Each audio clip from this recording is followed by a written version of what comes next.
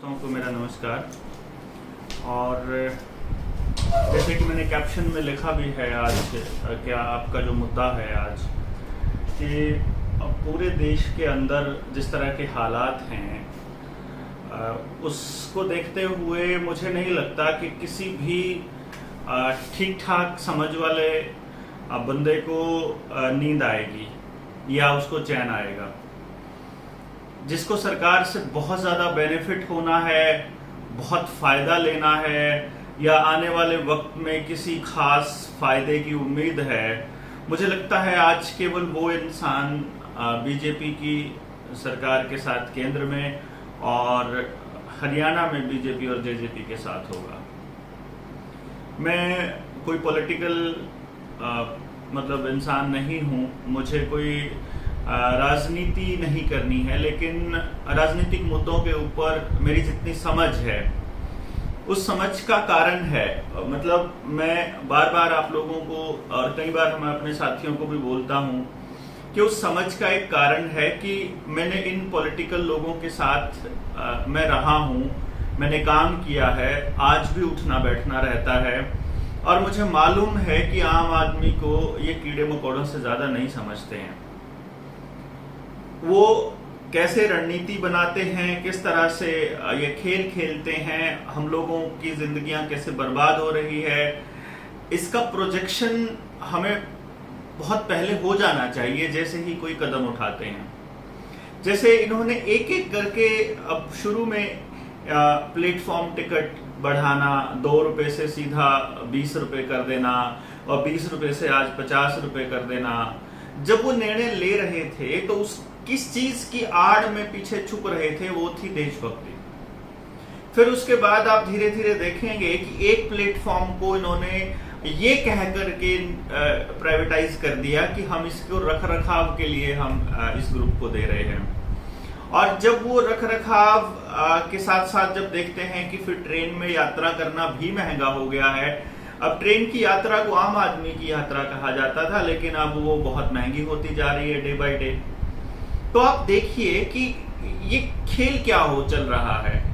मतलब आज के दौर में, मैं जब अभी की बात है, मैं जब आज आ रहा था रास्ते में तो बहुत सारे हाईवेज बन रहे हैं, आप अपने आसपास भी देख रहे होंगे, 6 लेन 8 लेन हाईवेज बन रहे हैं। उनके ऊपर टोल टैक्स पहले से जो बने हुए हैं थोड़े बहुत, उनके ऊपर बहुत हैवी टोल टैक्स लगे हुए हैं। हालांकि गड्ढे आज भी बहुत गहरे गहरे हैं उनके अंदर, बाइक वालों के लिए वो किसी मौत के सबब से कम नहीं है। लेकिन टोल टैक्स होते हुए, इतना भारी टोल होते के बावजूद भी, हालांकि हम अपनी गाड़ी जब खरीदते हैं उसके अंदर हम अपना मतलब रोड टैक्स दे के अदा करके हम अपनी गाड़ी की आरसी बनवाते हैं। पहले मुझे याद है कि अगर आपके पास गाड़ी होती थी तो मैंने 2016 में जब 2006 में जब मैंने गाड़ी ली थी तो उस गाड़ी की जो आरसी बनी थी वो 3,500-4 हजार में बनी थी। और जब मैंने दूसरी गाड़ी 2014 में ली तो उस वक्त की आरसी जो है मतलब वो लगभग 1 लाख रुपए में बनी थी। और ये कहा गया कि ये रोड टैक्सेस के अंदर ऐड कर दिया गया है। आरसी के जो रजिस्ट्रेशन के चार्जेस हैं वो तो थोड़े से ही हैं, बाकी के चार्जेस रोड टैक्स के हैं। तो हमने सोचा था शायद फिर हमें टोल कम देने पड़ेंगे, जबकि टोल डे बाय डे बढ़ते जा रहे हैं। हमने बोला नहीं, ये बढ़ाते चले गए, ये उसको और ज्यादा बढ़ाते चले गए। और फिर उसके बाद इन्होंने प्राइवेटाइज करने का जब सिलसिला चालू किया तो इन्होंने पहले हवा उड़ाई कि देखेंगे कि लोग कैसे क्या बोलेंगे। तो अलग अलग तबके को अलग अलग तरह की गोली दे दी गई। मतलब जैसे जिनको सरकारी नौकरी मिल नहीं सकती या जिनको पता है कि वो लोग उस नौकरी के लिए एलिजिबल नहीं है या वो इतने पढ़े लिखे नहीं हैं, उनके बीच में तो एक धारणा बना दी कि सरकारी नौकर जो है वो काम करके खुश नहीं है। फिर जो लोग थोड़ा बहुत मतलब मेहनत करके कोशिश कर रहे हैं और अपने पेपरों की तैयारी कर रहे हैं, उन बच्चों के अंदर या उनके माँ बाप के अंदर एक नया शिकूफा छेड़ दिया कि ये आरक्षण की वजह से है, कि ये जो कम लोग नंबर लेते हैं तो इसलिए ये जो हम प्राइवेटाइज इसलिए कर रहे हैं कि एक बार जब सारे संस्थान खत्म हो जाएंगे तो आरक्षण खत्म हो जाएगा।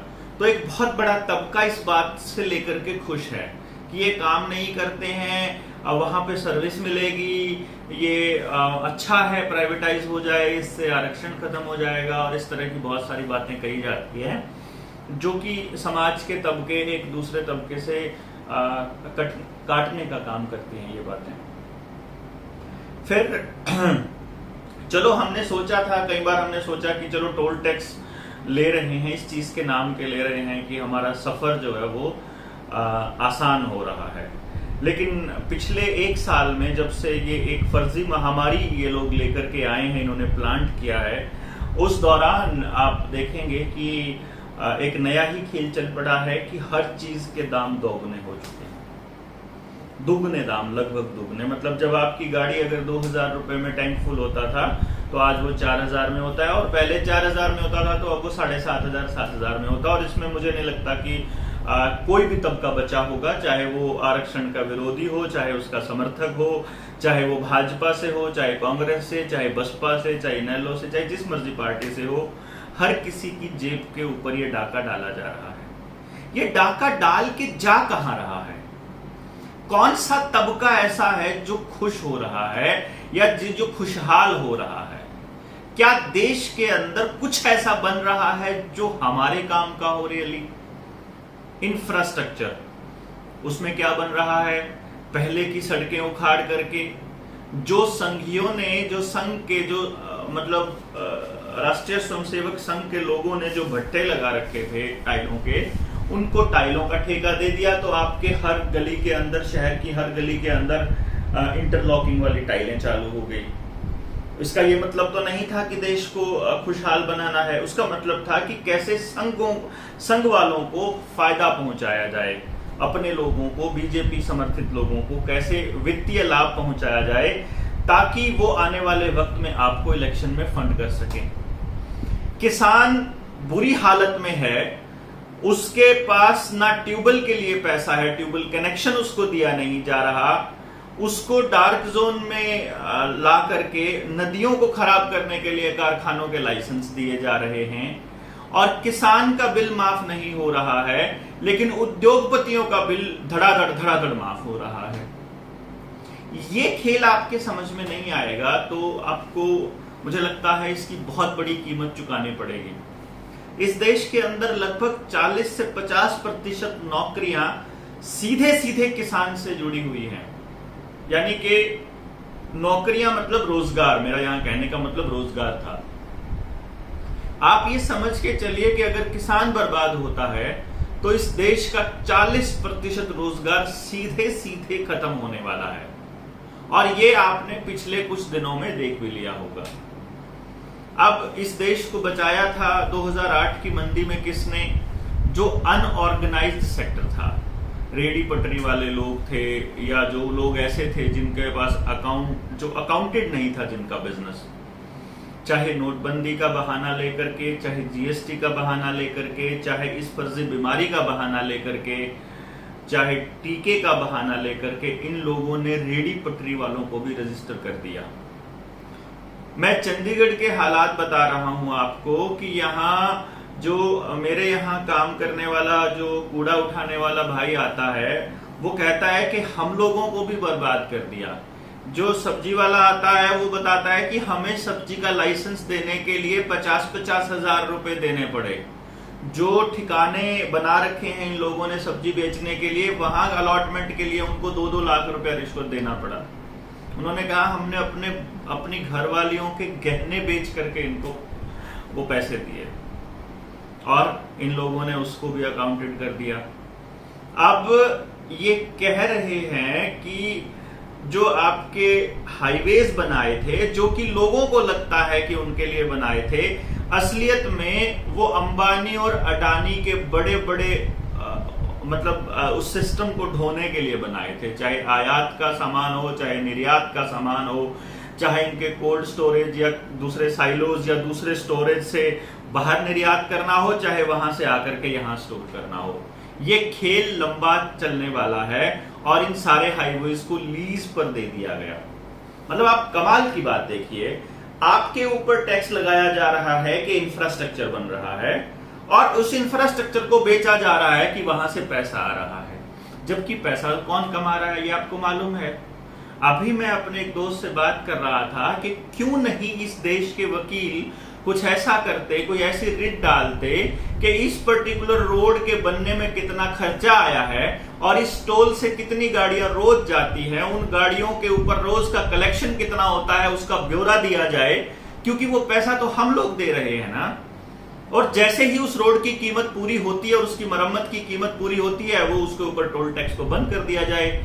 लेकिन आप देखेंगे कि जिस रोड की कीमत 500 करोड़ रुपया थी, उस जगह पे लगभग 10,000 करोड़ रुपया टोल की मदद से कमाया जा चुका है और अब वो लूट अब भी जारी है। लेकिन हमें अपने पेटी मतलब झगड़ों से फुर्सत नहीं है।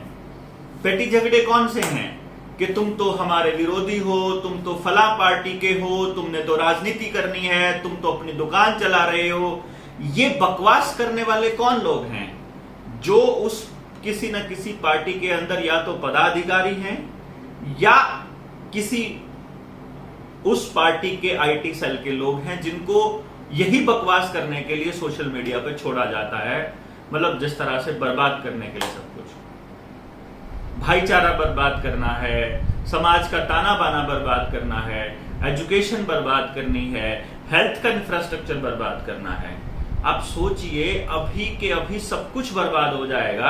जैसे आपने देखा होगा कि पहले के दौर में जो पढ़ाई लिखाई है वो थोड़ी सरकारी संस्थानों में सस्ती हो जाया करती थी। अभी मैं छोटा सा एग्जांपल लेता हूँ, जेबीटी का एग्जांपल लेता हूँ। 1100-1200 रुपए के अंदर आप 1 साल की फीस में पूरे साल पढ़ाई कर लेते थे और उसके बाद टीचर बन जाते थे अच्छे किसी कॉलेज से, डाइट से, किसी गेटी से अपनी डीएड करके। आज डीएड जो है वो बंद कर दी गई है और सिर्फ प्राइवेट इंस्टीट्यूशंस के अंदर डीएड चल रही है। डीएड भी और बीएड भी सरकारी कॉलेजेस के अंदर बिल्कुल बंद हो चुकी है।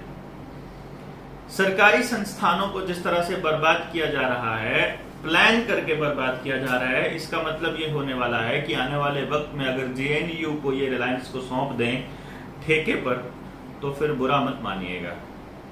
और वो इस देश के लिए सबसे दुर्भाग्यपूर्ण दिन होगा जब इस देश के बढ़िया बढ़िया संस्थान, आईआईटी जैसे संस्थान प्राइवेट हाथों में चले जाएंगे।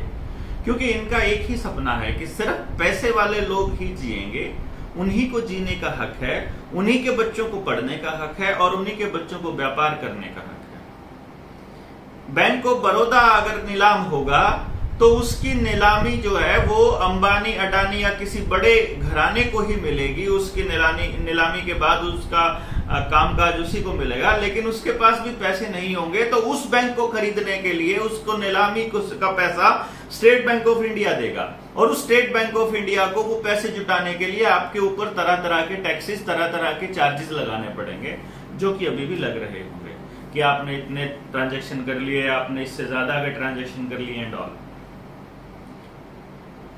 पढ़ाई का आपको हालत देख रहे हैं, आपके बच्चे 2 साल से स्कूल नहीं गए हैं और वो इसका मतलब हो गया कि वो समाज में 4-5 साल पीछे हो चुके हैं। आगे भी मुझे नहीं लगता कि स्कूल धीरे से खोलने वाले हैं, क्योंकि जैसे कि आईसीएमआर के डायरेक्टर ने और एम्स के डायरेक्टर ने अभी अभी बयान दिया है कि सितंबर में लहर आने वाली है। सितंबर में हर रोज 3 लाख केसेस आया करेंगे। मालूम है क्यों आया करेंगे?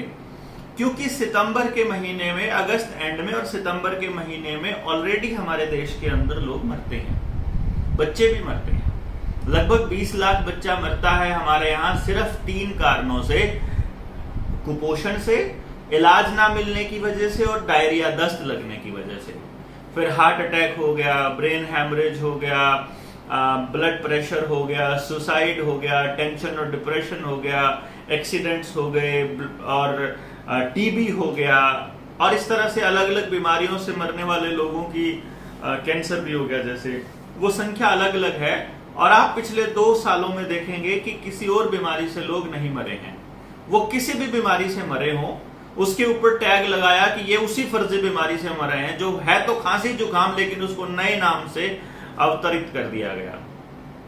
इसका मतलब क्या हो रहा है आप समझ रहे हैं किसी की डेथ सर्टिफिकेट के ऊपर यह नहीं लिखा गया है कि आपकी बीमारी फला बीमारी की वजह से हुई है, लेकिन क्योंकि आप फला बीमारी के पॉजिटिव थे तो आप जो हैं उसी बीमारी से मरे होंगे, ये सोच दिया गया।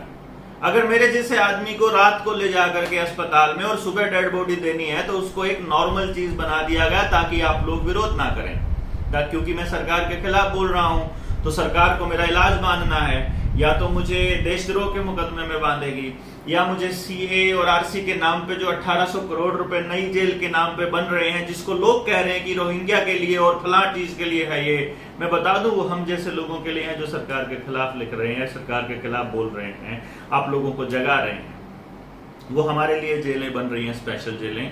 हमें वहां पता नहीं कैसे जिंदा रखा भी जाएगा कि नहीं रखा जाएगा, या इस बीमारी का नाम लेकर के हम लोगों को मार दिया जाएगा। आप लोगों को इतना भी समझ नहीं आ रहा कि आप कम से कम मुआवजा ही मांग लीजिए। अरे इन्होंने आरडब्ल्यूएस के अंदर अपने वो बिठा दिए, अपने आरडब्ल्यू के प्रधान, सचिव, सेक्रेटरी, कोषाध्यक्ष, सारे के सारे बीजेपी या संघ का आदमी बिठा दिया। फिर जो व्यापार मंडली है, व्यापार मंडल के जो यूनियन है, वहां पर भी इन्होंने अपने आदमी बिठा दिए। फिर उन्होंने दूसरी जगह पे जहां जहां लोगों की आवाज उठने की जगह हो सकती थी, या तो उन विपक्ष के नेताओं को खरीद लिया, या उनकी सीडी बना के उनके सामने रख दी, या उनकी कोई फाइल रख दी जिसमें उनके पुराने किसी दस्तक की वजह से वो फंस गए हो, या कोई वित्तीय जो है नियमितता पाए, जो कि पाना बहुत मुमकिन है, बहुत आसान सी बात है। जो आदमी कलम चला रहा है, जो आदमी कुछ कर रहा है, चाहे आप किसी स्कूल में काम कर रहे हो, चाहे किसी दफ्तर में काम कर रहे हो, उस दफ्तर में आपसे गलती होना लाजमी है, हो जाएगी, गलती भी हो जाएगी, आपने जानबूझ के भी किया होगा, थोड़ा बहुत गलती आपने की होगी या बेवकूफी की होगी, लेकिन ये लोग आपको उस गलती को दिखा करके आपसे गलत काम भी करवाएंगे, और हो सकता है आपको बोलने के लिए परमानेंट आपके ऊपर बैन लगा दें। आप बोल नहीं पाएंगे तो विरोध कैसे जताएंगे? अलग अलग यूनियन के प्रधान को खरीद लिया जाएगा। जो आदमी जैसे 2018 के अंदर हुआ था, हमने बहुत बड़ी गलती की थी कि जैसे हरियाणा में 2018 में रोडवेज की हड़ताल हुई तो इन लोगों ने ठेके पर भर्ती करने शुरू कर दिए।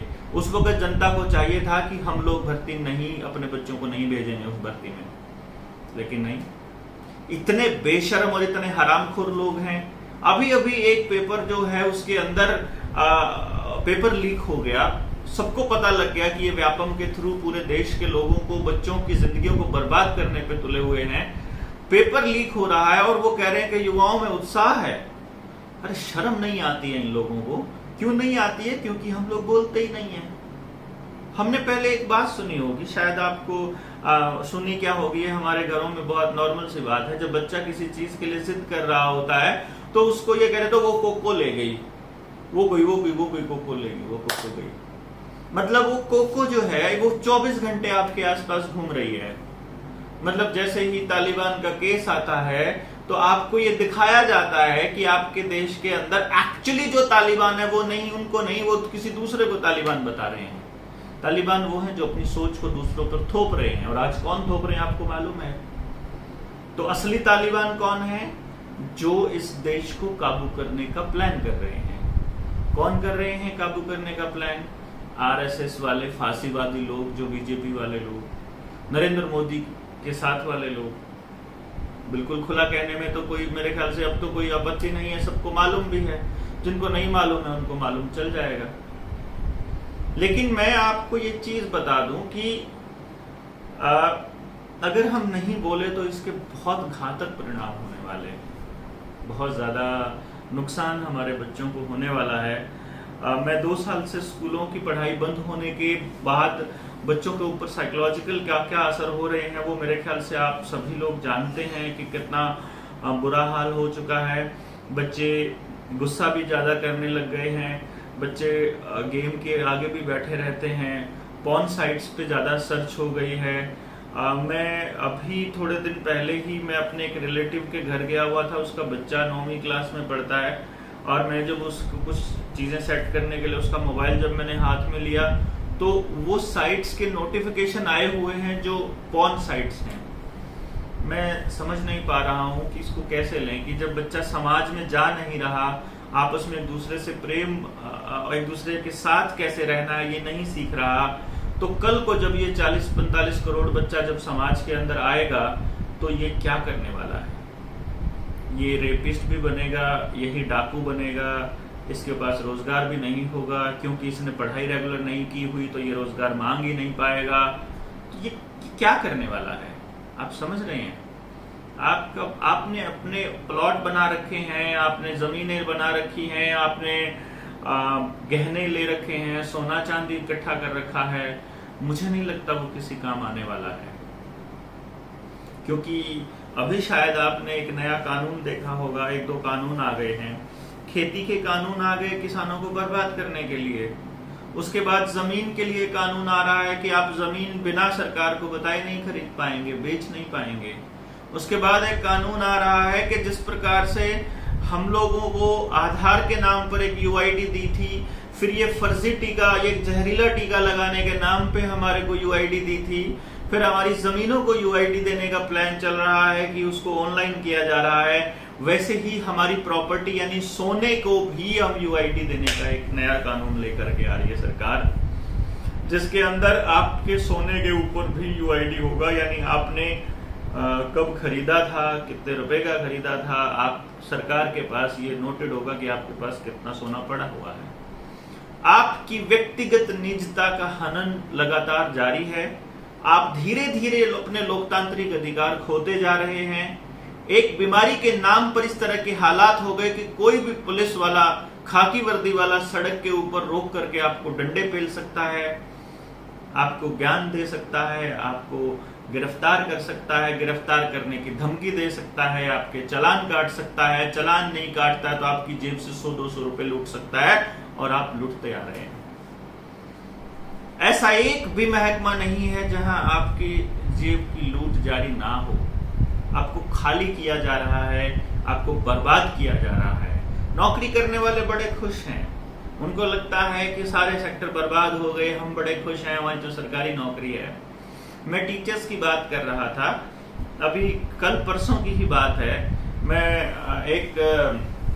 मेरे मित्र हैं, बड़े अच्छे मित्र हैं, मैं उनके पास बैठा था, तो मैंने कहा कि अगर आने वाले वक्त में जैसे कि ऑनलाइन पढ़ाई का कल्चर तो डेवलप हो ही गया है और लगभग हर आदमी इसका विरोध करने की बजाय इसको एक्सेप्ट करता जा रहा है, तो अगर आने वाले वक्त में सरकार गांव के लोगों से ये पूछे कि तुम्हें इस मास्टर जी की पढ़ाई चाहिए ऑनलाइन या उस टॉप के इंस्टीट्यूशन जिसका नाम है जहां पढ़ने का सपना देखते हैं लोग, अमीर लोग भी, जिनके बच्चे पढ़ते हैं वहां पर, उनकी ऑनलाइन क्लास अटेंड करना चाहते हो, तो यकीनन गांव के उस मास्टर जी की क्लास ऑनलाइन कोई भी नहीं लगाना चाहेगा और सब ऑप्शन उसी का देंगे।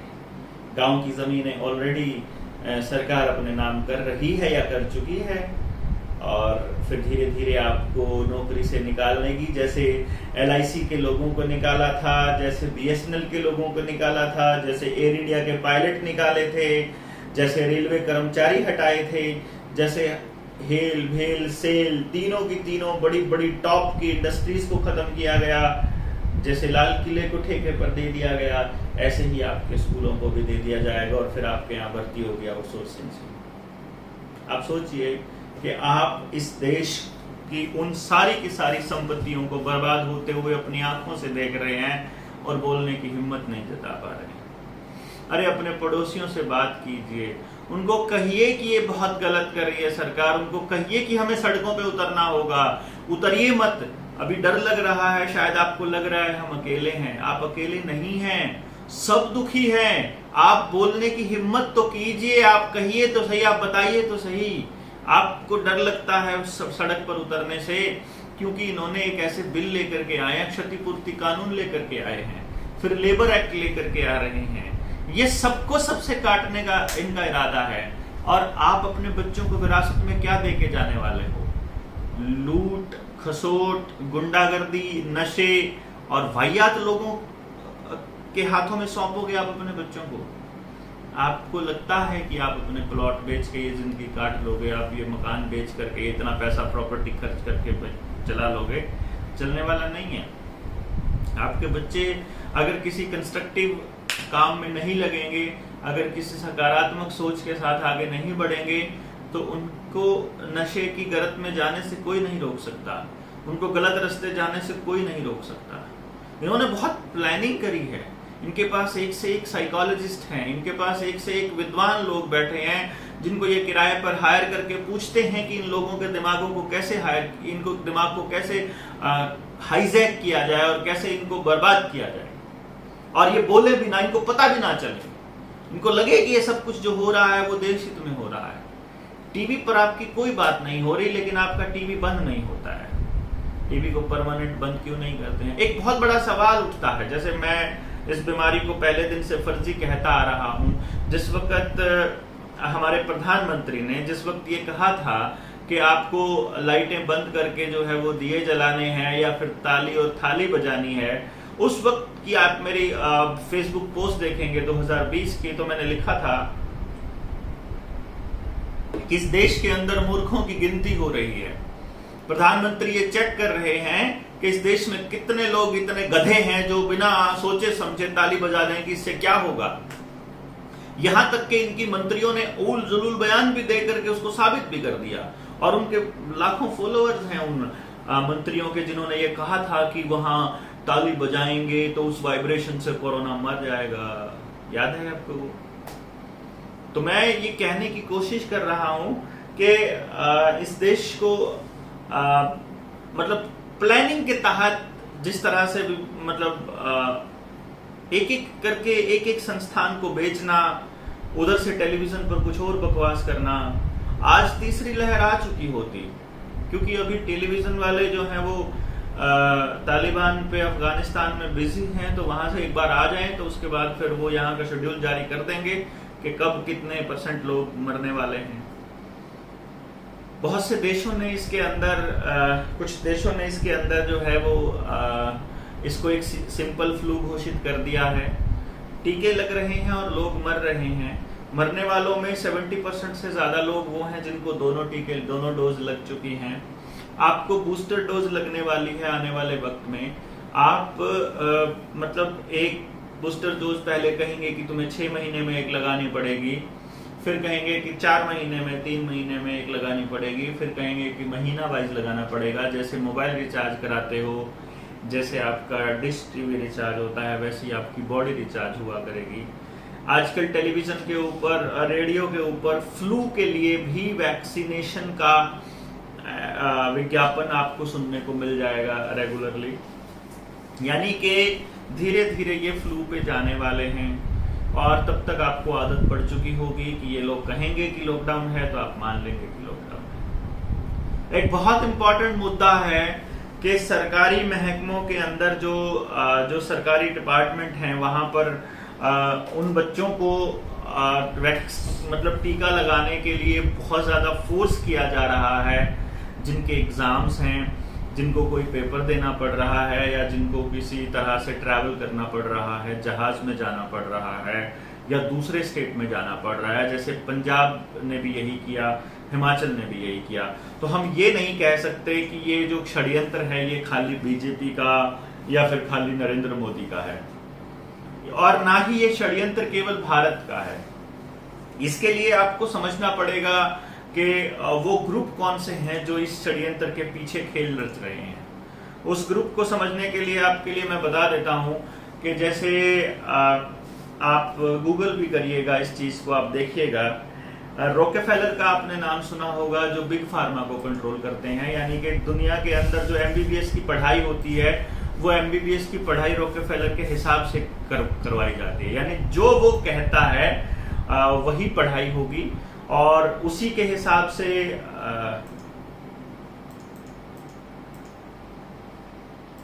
रॉकेफेलर के हिसाब से ही आपको बिग फार्मा के हिसाब से आपको पढ़ाया जाएगा, उसी के हिसाब से दवाइयां दी जाएंगी, उसी के हिसाब से टीके लगाए जाएंगे। फिर बिल गेट्स के पास, माइक्रोसॉफ्ट का जो मालिक है बिल गेट्स, उसकी गेट्स एंड मिलिंडा फाउंडेशन है, जो 2006 में अपने देश में आई थी PHFI के थ्रू और PPP के थ्रू। आपने PPP का नाम कल के अखबार में सुना होगा कि PPP मॉडल के तहत इतने सारे संस्थान और बिकने वाले हैं। जिसको चाहिए मुझे व्हाट्सएप कर दीजिएगा, मैं आपको वो वाली कटिंग दे दूंगा। PPP जो है, पब्लिक प्राइवेट पार्टनरशिप जो थी, वो आज की नहीं है, वो कांग्रेस के टाइम भारत में आई थी। आप मेरी एक पोस्ट है 18 जुलाई की, इसे हिंदी वाली आईडी पे है, हिंदी में जो फेसबुक में है देवेंद्र बल्हारा, उसमें मैंने कपिल बजाज का इंटरव्यू लिया था जिसमें उसने पूरी डिटेल में बताया था कि ये PHFI और PPP का मॉडल क्या है, कैसे इस देश की सरकारों के अंदर संस्थान घुसे, कॉरपोरेशंस घुसे, उन कॉरपोरेशंस ने चुनाव प्रक्रिया को इतना महंगा किया और फिर आम आदमी के लिए सरकारों में बैठना मुश्किल हो गया और केवल गुंडे, बदमाश, बलात्कारी और पैसे वाले लोग विधानसभा और लोकसभा में जाने शुरू हो गए। और आप इसका नतीजा देख रहे हैं कि आज उनकी संपत्तियां तो दिन रात उन्नति पे हैं, जो सरकार में बैठे हैं, जो सरकार को चंदा देते हैं, और सरकार को सिर्फ एक सरकार को नहीं, एक पार्टी को नहीं, वो आदमी बीजेपी को भी उतना ही चंदा देता है जितना कांग्रेस को देता है। यानी कि ये कारण क्या है? इसका एक बहुत बड़ा कारण ये है कि हमारा आदमी एक बार वोट दे करके ये सोचता है कि उसकी ड्यूटी पूरी हो गई, वो आने वाले वक्त में अपने सरकारों से सवाल नहीं पूछता, वो उस सवाल को कंटिन्यू नहीं करता। अभी भी जब नरेंद्र मोदी के बारे में जब बात चल रही होती है कि ये दानाशाही चला रखी है इसने और गुंडागर्दी कर रखी है, तो अभी भी बहुत सारे लोग कहते हैं कि आने दो इसको, 2024 में हम फिर देखेंगे इसको चुनाव में। आपको क्या लगता है कि नरेंद्र मोदी को नहीं मालूम है कि देश की जनता ये सोच रही है कि आने दो 2024, तो ये 2024 आने देगा? भैया जी 2022 के अंदर सारे बैंक क्रैश होने वाले हैं, आपको मैं पहले से बता रहा हूं। फिर मत कहिएगा कि आपने तो हमें बताया नहीं था और आप कैसे कह सकते हैं कि ये क्रैश होने वाले हैं। ये इसलिए कह सकता हूं मैं कि ये क्रैश होने वाले हैं क्योंकि डिजिटल करेंसी आ रही है पूरे देश के ऊपर। अगर इनको राज करना है तो एक करेंसी हो, एक हेल्थ सिस्टम हो, एक सिस्टम पूरा के पूरे देश के अंदर चले, और उसका एकमात्र तरीका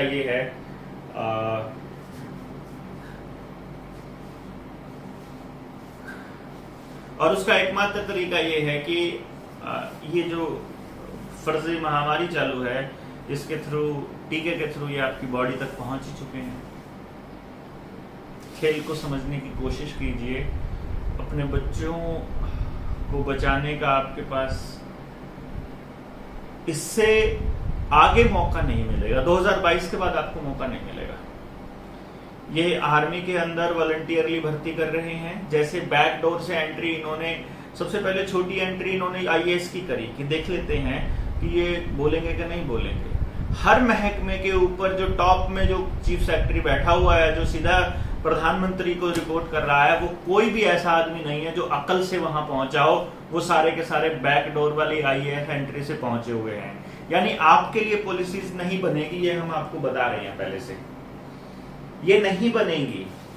जब 2016 में RBI का गवर्नर चेंज किया और जब मुझे पता चला कि RBI का गवर्नर रिलायंस में काम कर चुका है पहले, जब मुझे पता चला कि इसका जो एकेडमिक जो रिकॉर्ड है वो हिस्ट्री है, मतलब वो हिस्ट्री से आया है, MA हिस्ट्री का बंदा है और उसको वित्तीय कोई जानकारी नहीं है, मैंने उसी वक्त 21 अगस्त 2016 को ये लिखा था कि भैया जी आने वाले वक्त में बैंकों के जरिए एक बहुत बड़ा घोटाला आपका इंतजार कर रहा है।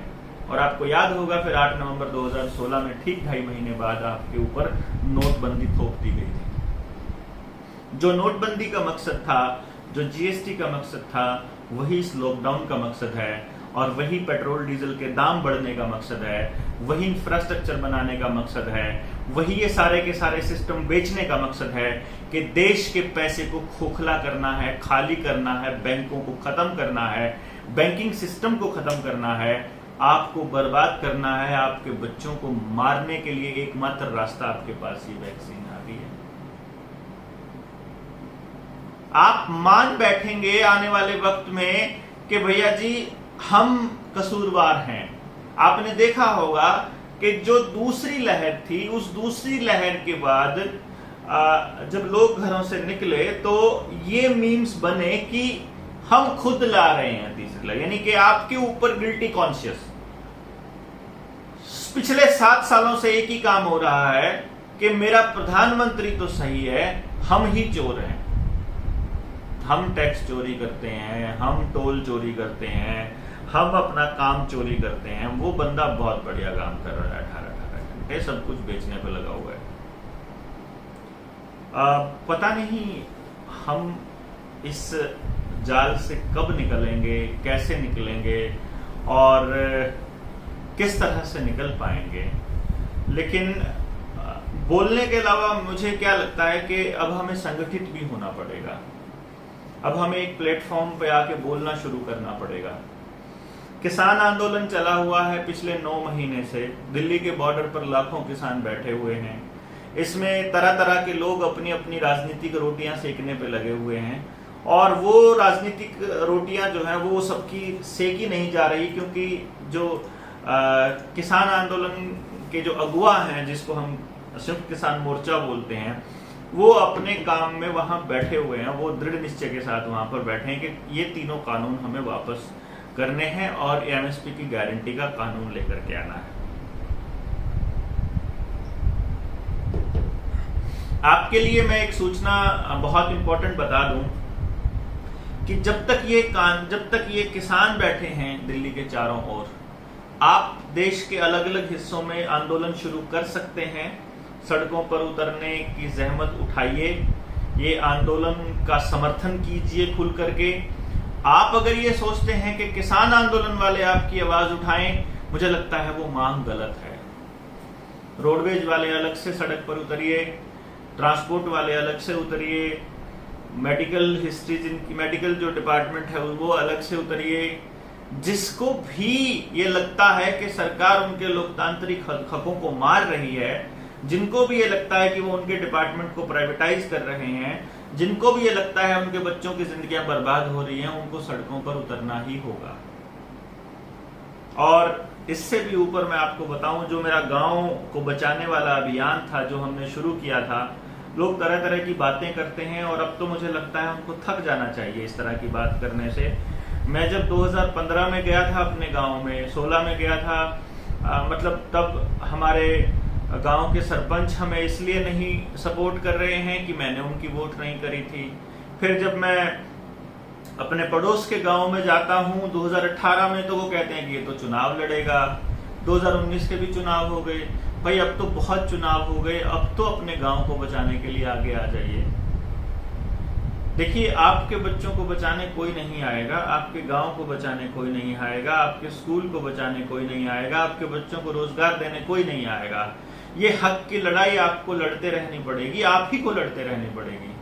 आपको अपनी पूरी अगली पीढ़ी को लड़ना सिखाना होगा, वरना हम एक बुज़दिलों की एक नई पीढ़ी तैयार कर रहे हैं जो गुलामी के लिए परमानेंट तैयार है। और फिर आने वाले वक्त में 100 साल तक हम इस गुलामी से पीछा नहीं छुड़ा पाएंगे, क्योंकि जो लोग अब राज करना शुरू करेंगे ये मर जाएंगे, उनसे अगली पीढ़ी भी मर जाएगी, तब हम लोग आंदोलन के लिए उठ पाएंगे। मतलब ये ऐसे ही होता है। मान लो अब हमें क्या लग रहा है, अब हमारे को ऐसा लग रहा है कि सरकार जो कर रही है वो ठीक ही कर रही होगी, क्योंकि ये बर्बाद तो कर ही रहे थे, पैसे तो पहले भी खा रहे थे, भ्रष्टाचार तो पहले भी था, तो कौन सा देश बर्बाद हो गया, अभी भी कौन सा होने वाला है। आपका कोई डिपार्टमेंट बचेगा तो देश बचेगा ना। अब आपकी भर्ती जो है वो छोटे छोटे ठेकेदारों से होने वाली है। अभी तक क्या था कि आप सरकारी नौकर हुआ करते थे, फिर आप ठेकेदार के नौकर होंगे। ठेकेदार आपकी जगह दूसरे को रख लेगा, क्योंकि बेरोजगारों की कोई कमी नहीं है। आप तो कभी आंदोलन कर ही नहीं पाओगे ना। फिर आप पॉइंट को समझने की कोशिश कीजिए, आंदोलन ही खत्म हो जाएंगे। अब लेबर लॉ में तो लिखा हुआ है कि आप 1 महीने से ज्यादा का आंदोलन ही नहीं कर पाओगे। फिर उसमें तो ये भी लिखा हुआ है कि आप जो है वो मतलब डबल शिफ्ट भी कर सकते हो, और मतलब उसमें आपको दुगना चार्जेस भी मिले, वेजेस भी मिलेंगे। फिर तो आदमी अपने घर चलाने के लिए दिन रात काम करता रहेगा। फिर वो सामाजिक कब होगा, फिर वो अपने हक की लड़ाई के लिए फ्री कब होगा। एक दिन मिलेगा उसे हफ्ते में, उस दिन वो सोने की कोशिश करेगा और बस हम मजदूर बन जाएंगे। हमारी अगली पीढ़ी डेफिनेटली गुलाम होने वाली है, और इसका बहुत बड़ा तरीका ये लोग अपनाएंगे तो इस फर्जी बीमारी के थ्रू अपनाएंगे। लॉकडाउन का विरोध करना होगा। जो लोग किराए पर रह रहे हैं, जिन लोगों ने दुकानें ले रखी हैं, जिनके बिजनेस ठप हैं, उनको मुआवजे मांगने होंगे। जो इस बीमारी से एक बार भी पॉजिटिव आता है उससे सरकार से मुआवजा मांगना होगा। हालांकि इनके लिए मुआवजा देना बहुत आसान है। आपने फर्स्ट लहर के अंदर देखा होगा, गेट्स फाउंडेशन ने WHO को दिया पैसा, और WHO ने पैसा जो है वो सरकारी डिपार्टमेंट को दिया। मेरा भाई बता रहा है, वो बैंक में है, वो बता रहा था कि एक बंदे को जो क्वारंटाइन हो रहा था पॉजिटिव दिखा के, अपने आप को फर्जी भी पॉजिटिव दिखाए लोगों ने, खूब दिखाए। आप बताइए आपके नोन है कोई जिसने पॉजिटिव दिखाया हो? मैं गारंटी से कहता हूं मेरे कम से कम 500 लोग मेरे नोन ऐसे हैं जिन्होंने डिपार्टमेंट के अंदर पॉजिटिव दिखाया और 14 दिन की छुट्टी ली, तनख्वाह भी ली उसकी। उस पॉजिटिव दिखाने से CMO को 1-1.5 लाख रुपया मिलता था WHO की तरफ से। वो पैसा कहां से आया था?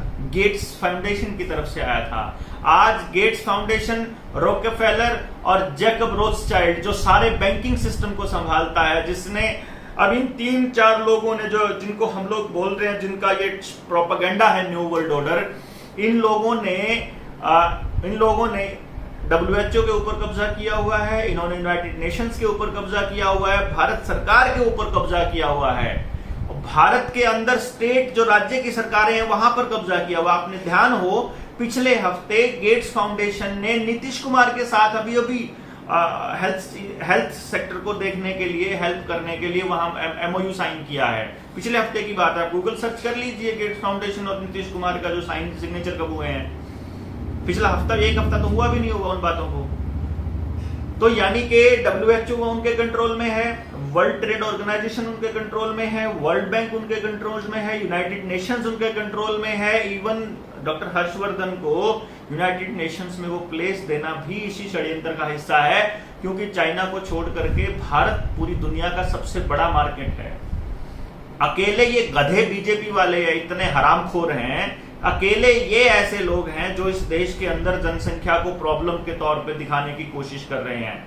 अदरवाइज पूरी दुनिया भारत को सबसे बड़ी मार्केट के तौर पे देख रही है।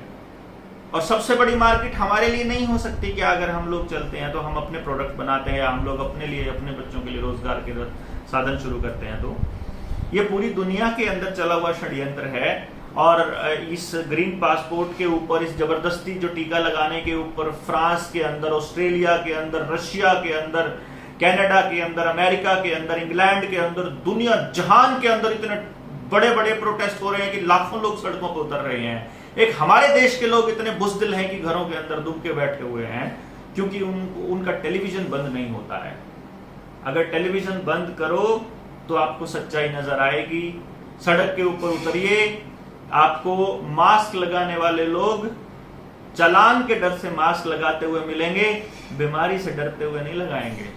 और ये पहली पैंडेमिक है, मैं पैंडेमिक नहीं कहता हूं, पैंडेमिक इसलिए बोलता हूं कि जिसकी एडवर्टाइजमेंट सरकार को करनी पड़ रही है, और उस एडवर्टाइजमेंट का पैसा उनसे मिल रहा है, इंटरनेशनल खिलाड़ियों से। आपका हर आदमी आपसे पूरा दिन ये आपके दिमाग में से इस बीमारी को निकलने नहीं दे रहे हैं। रेडियो चलाएंगे वहां यही मिलेगा, टीवी चलाएंगे वहां यही मिलेगा, फलाने में इतने केस मिले, ढिमके में इतने केस मिले, वो हो गया, ये हो गया। मतलब हमें वैसा लग रहा है जैसे हमें मारने के लिए आ रही है ये बीमारी। इधर इस स्टेट में जाओगे तो सर्टिफिकेट मांगेंगे, इधर जाओगे तो सर्टिफिकेट मांगेंगे, इधर जाओगे तो आपको दिखाना पड़ेगा कि टीके लगवा लिए कि नहीं लगवा लिए, ऑफलाइन क्लास लगाओगे तो आपको टीके लगाने पड़ेंगे, ये करना पड़ेगा। ये सिर्फ आपको सब्जेक्ट बनाने के लिए। अरे जो अधिकारी आपका ये पूछ रहा है, आपको टीका लगाने के लिए जबरदस्ती कर रहा है, उसको एक मेल कर दो, मैं कहता हूं उसकी हवा निकल जाएगी। अभी जो ये ऑफलाइन क्लासेस लगाने के लिए जो आपको जबरदस्ती कर रहे हैं, आपने इनको, हाँ, एक मैं बार एसोसिएशन का वो बता देता हूं। अभी मेरे ख्याल से महाराष्ट्र के अंदर एक सेशन जज ने ये ऑर्डर पास किया है कि जो जबरदस्ती टीका लगाएगा उस अधिकारी को जेल हो जाएगी, जो जबरदस्ती कर रहा है टीका लगाने के लिए। और वो किसी को चाहिए तो मुझे आप व्हाट्सअप कर सकते हैं। मेरा नंबर जिसके पास हो वो इसमें लिख दीजिए कमेंट बॉक्स में, अदरवाइज मैं बोल भी देता हूँ 9518170000। मैं वो ऑर्डर आपको भेज दूंगा जो आया है, पास हुआ है। जो भी आपको अधिकारी जबरदस्ती कर रहा है उसको आप एक ईमेल लिखिए, सिंपली उसमें 2-3 सवाल आपको पूछने हैं। पहला सवाल ये पूछना है कि सर मुझे ऐसा पता लगा है कि ये जो टीका है, हम इसे वैक्सीन भी कहते हैं, ये अभी ट्रायल पे चल रही है, तो प्लीज मुझे ये बताइए कि इसके ट्रायल कब पूरे हुए, एफडीए ने कब परमिशन दी, फलाने ढिमके ने कब दी, डब्ल्यूएचओ ने कब दी, इस पे मत जाइए। डब्ल्यूएचओ को पहले ही यूरोपियन काउंसिल ने फ्रॉड घोषित कर दिया है। जब स्वाइन फ्लू आया था, जब एड्स आया था, तब वो फ्रॉड साबित हो चुका है।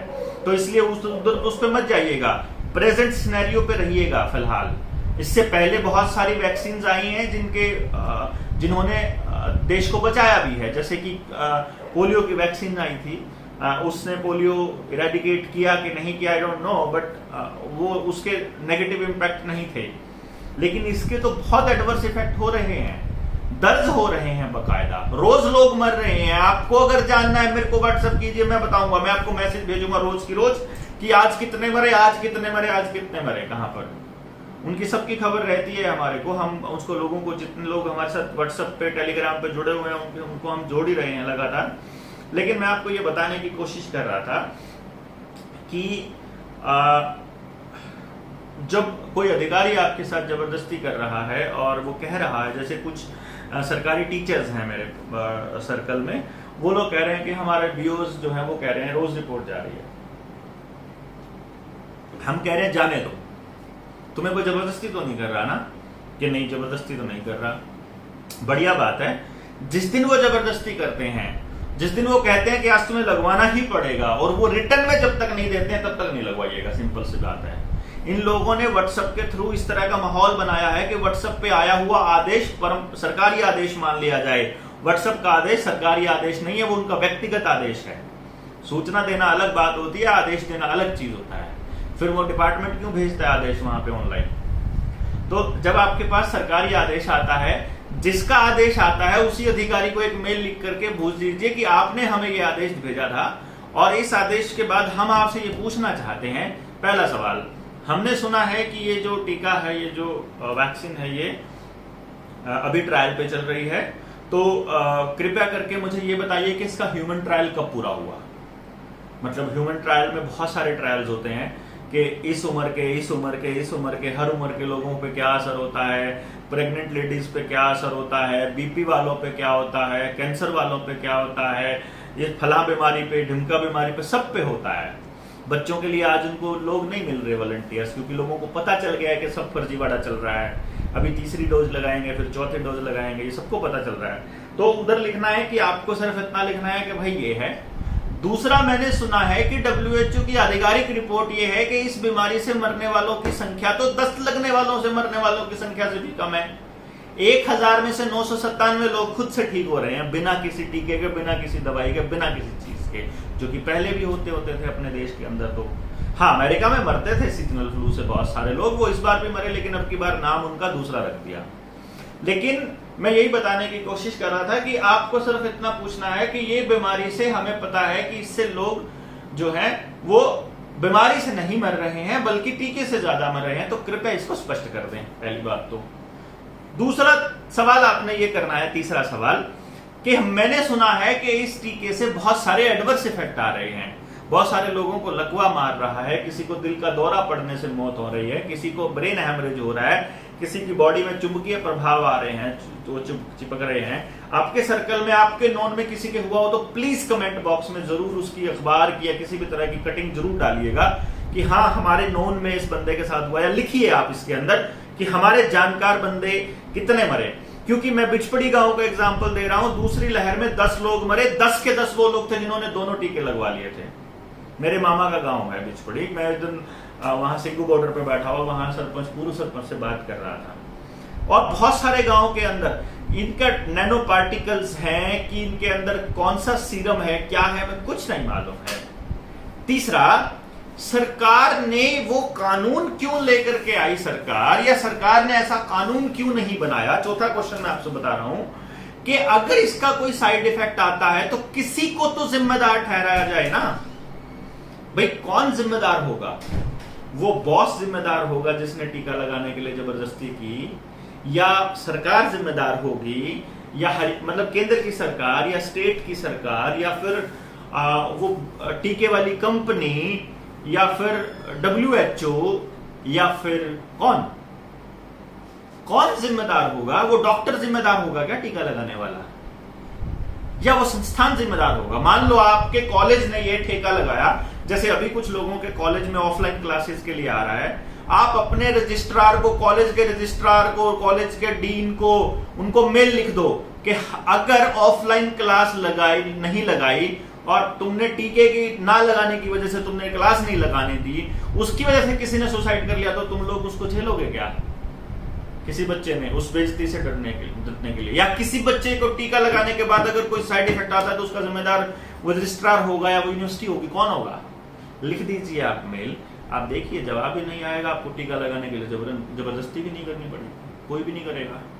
बच्चों को अब इन्होंने कॉलेज खोल तो दिए हैं और वो कह रहे हैं कि टीका लगाने के लिए खोले हैं इन्होंने कॉलेज, लेकिन अब जो यूथ है वो खड़ा होगा अब आंदोलन के लिए, और मुझे बड़ी उम्मीद जगी है कि अब यूथ आएंगे आगे और अपने हकों की लड़ाई लड़ेंगे और अपने शरीर को इनका लैबोरेट नहीं बनेंगे और अपने शरीर को इनका सब्जेक्ट मैटर नहीं बनने देंगे।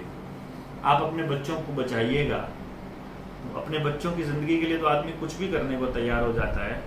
पता नहीं अपने देश के लोग क्यों इनका खून नहीं खौल रहा, क्यों वो डर नहीं रहे, क्यों वो इनकी इस चाल को समझ नहीं रहे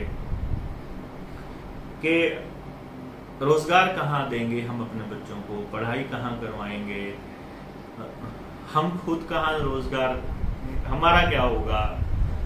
मतलब क्या सिर्फ अमीर लोग जीने का हक है? हम लोगों को ये टीके लगा करके मार दिया जाएगा आने वाले वक्त में। कल को हार पा रहा है, क्लाइमेट कंट्रोल आ रहा है, बीमारियों के नाम पे ये लॉकडाउन लग रहा है, कल को क्लाइमेट लॉकडाउन लगने वाला है। कहाँ जाएंगे आप बच नहीं सकते। आपको सर्वाइवल की लड़ाई खुद भी लड़नी होगी, आपको अपने बच्चों को भी लड़ाई लड़ानी होगी। मैंने 1.5 साल में मास्क नहीं पहना है। मैं अपने साथ रहने वाले हर आदमी को साथ में इनकरेज करता हूं कि जितना चालान भरना होगा मैं भरूंगा, लेकिन आपने मास्क नहीं पहनना है। मेरे साथ गाड़ी में बैठा कोई आदमी मास्क नहीं पहनता है। अपने बेटे को मैंने बोला हुआ है कि मास्क नहीं पहनेगा बेटे। बाहर कोई पुलिस वाला पकड़ता है तो बोल देना मुझे थाने ले चलो, मुझे जहां मर्जी ले चलो, एक पैसा नहीं है मेरे पास, रिश्वत भी नहीं दूंगा और चालान के पैसे भी नहीं दूंगा। थाने चले जाना, जेल में जाना, 2 दिन 4 दिन 5 दिन कोई दिक्कत नहीं है, बट मास्क नहीं पहनेंगे। 2 दिन जेल में रहेगा, हिम्मत आ जाएगी, खुल जाएगी, पता लग जाएगा कुछ भी नहीं होता। इसलिए आपको ये लड़ाई लड़ने के लिए आगे आना होगा, और रास्ता नहीं है हमारे पास बहुत ज़्यादा, कोई बड़ा रास्ता नहीं है कि हम इस लड़ाई से खुद को बचा लें बगैर फाइटिंग के। मैं नहीं चाहता गिव अप करना, आप भी मत कीजिए, आप लड़ाई लड़िए, और आपकी लड़ाई और कोई नहीं लड़ेगा। विपक्ष को इन्होंने रखा हुआ है और इनकी फाइलें बंद करके मीडिया को खरीदा हुआ है, यूथ को इनका कॉलेज और यूनिवर्सिटी बंद है। कौन बचा आपकी लड़ाई लड़ने के लिए? केवल आप। और आज लड़ सकते हैं क्योंकि किसान आंदोलन है। इसकी आड़ में जितने मर्जी आंदोलन चल सकते हैं। आज पुलिस की हिम्मत नहीं है किसानी का झंडा लगाओ तो उसकी औकात किसी को रोक दे। इस ताकत का फायदा उठाइए और अपने बच्चों के हकों की लड़ाई लड़िए, अपने डिपार्टमेंट्स को बचाने की लड़ाई लड़िए, अपने गांव की ज़मीनें बचाने की लड़ाई लड़िए, अपने अस्तित्व की लड़ाई लड़िए, अपनी अस्मिता की लड़ाई लड़िए और अपने आप को बचाइए। मैं यही कहूँगा। बाकी अगर किसी साथी का जब क्वेश्चन आया होगा तो मैं उसके जवाब दे देता हूँ और आपसे क्वेश्चंस ले लेता हूँ। तब तक के लिए आप लोग लिख सकते हैं। आप बताइए कि आपके नोन किस किस के क्या क्या साइड इफ़ेक्ट हुए और आप कैसे लड़ाई लड़ने वाले हैं। अपने पड़ोसियों को भी बताइए, शेयर भी कीजिए, लोगों को भी लिंक इसका भेज दीजिए, लोगों को बताइए। और एक और चीज़ मैं आपसे कहूँगा कि अगर आपको अपने गांव में लोगों को जगाने के लिए इसके ऊपर डिस्कशन के लिए हमारी मदद की ज़रूरत है तो हम अपने लोग भेज देंगे। मैं आ जाऊंगा आपके लोगों को जगाने के लिए जहाँ नहीं जागे हैं। नहीं जागेंगे कोई बात नहीं, बट बताते रहना हमारा काम है, उस पर हम जारी रखेंगे। आपके सवाल मैं अभी लेता हूँ, 1 सेकंड के लिए रुकिएगा। और